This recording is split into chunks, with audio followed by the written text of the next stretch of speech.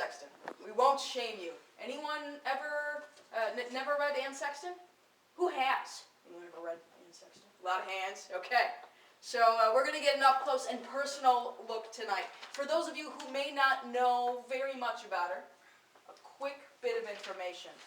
Anne Sexton is the author of 8 collections of poetry, culminating in the Avol Rowing Towards God. What a fabulous title. Soon after her first poetry workshop, and this does not happen for really any of the rest of us, Sexton's work found homes in some of the country's most prestigious publications. She had some wonderful friendships, one with Maxine Kumin that came out of that. She is a poetry prize winner, best known for her confessional style, themes which challenged social taboos, especially for women during the time that she was writing. And she's also known for her personal struggle with depression. She was one of the most transfixing readers of the 20th century, and with tonight, she'll be one of the most transfixing readers of the 21st century. Please put your hands together for Miss Anne Sexton.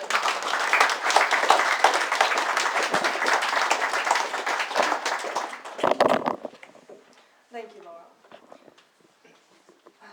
Does anybody have a light? I do. God, you're darling. Actually, Anne, you're not allowed to smoke in here. I'm sorry. You're serious? Yeah, I'm sorry. We should be done sometime in the next half hour.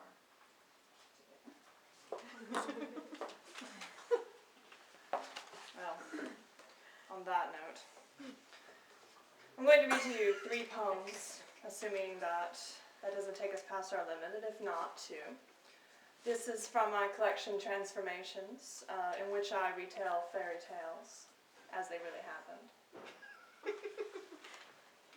Snow White and the 7 Dwarfs. No matter what life you lead, the Virgin is a lovely number. Cheeks as fragile as cigarette paper, arms and legs made of Limoges, lips like vin du rhum, rolling her china blue doll eyes open and shut. Open to say, "Good day, Mama," and shut for the thrust of the unicorn. She is unsoiled. She is as white as a bonefish. Once there was a lovely virgin called Snow White. Say she was 13. Her stepmother, a beauty in her own right, though eaten, of course, by age, would hear of no beauty surpassing her own. Beauty is a simple passion. But oh, my friends, in the end you will dance the fire dance in iron shoes. The stepmother had a mirror to which she referred, something like the weather forecast, a mirror that proclaimed the one beauty of the land. She would ask, looking glass upon the wall, "Who is the fairest of us all?" And the mirror would reply, "You are the fairest of us all." Pride pumped in her like poison.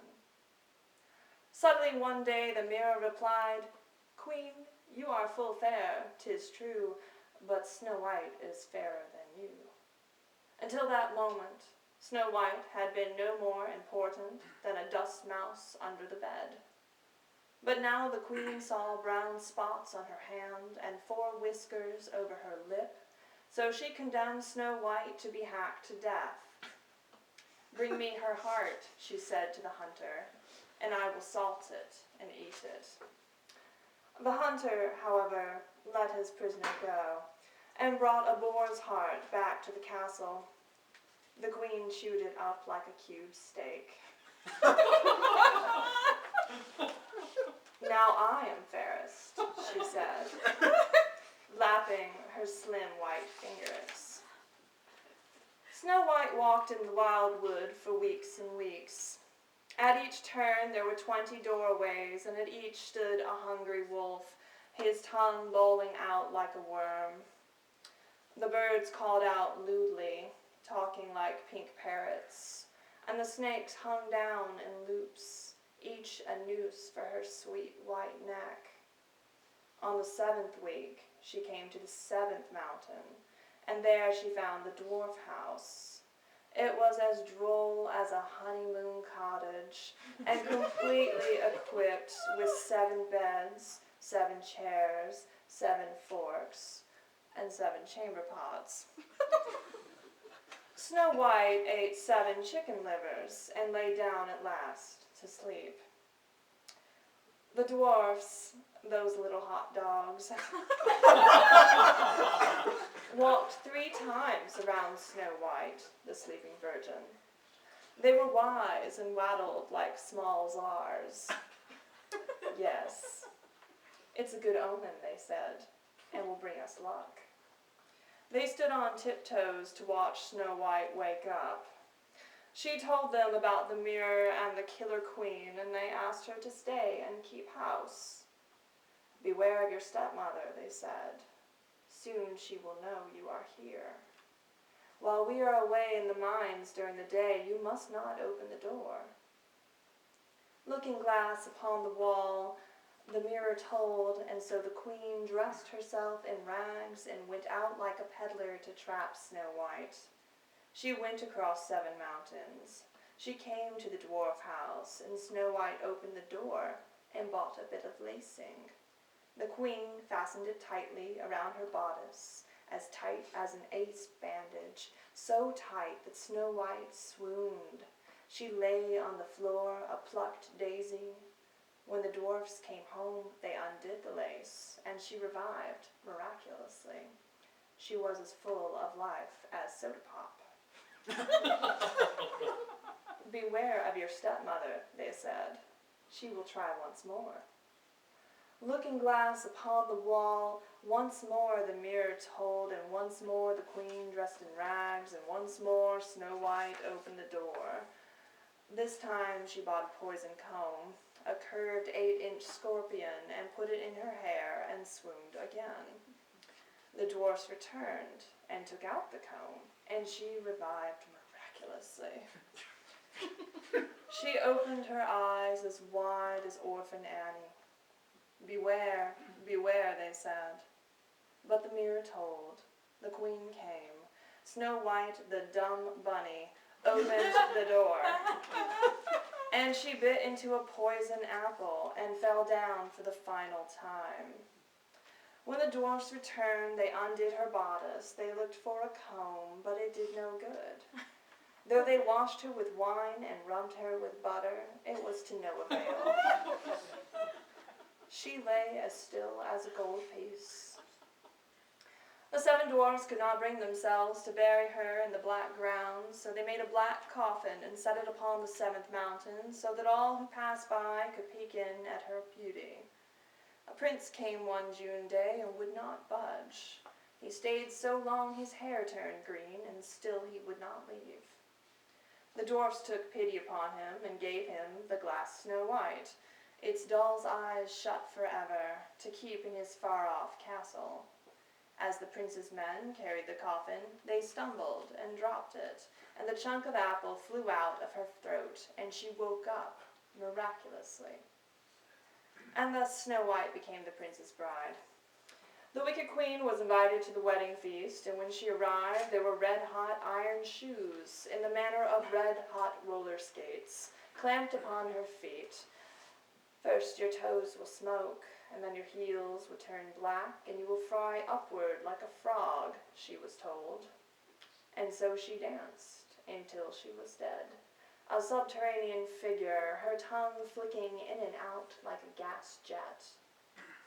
Meanwhile, Snow White held court, rolling her china blue doll eyes open and shut, and sometimes referring to her mirror as women do. How am I on time, Miss Bastian? One more. Hansel and Gretel. Little Plum, said the mother to her son, I want to bite, I want to chew, I will eat you up. Little child, little nubkin, sweet as fudge, you are my blitz. I will spit on you for luck, for you are better than money. Your neck is smooth as a hard-boiled egg, soft cheeks, my pears. let me buzz you on the neck and take a bite. I have a pan that will fit you. Just pull up your knees like a game hen. Let me take your pulse and set the oven for 350. Come, my pretender, my fritter, my bubbler, my chicken bitty. O succulent one, it is but one turn in the road, and I will be a cannibal. Hansel and Gretel and their parents had come upon evil times. They had cooked the dog and served him up like lamb chops. There was only one loaf of bread left. The final solution, their mother told their father, was to lose the children in the forest. We have enough bread for ourselves, but none for them. Hansel heard this and took pebbles with him into the forest.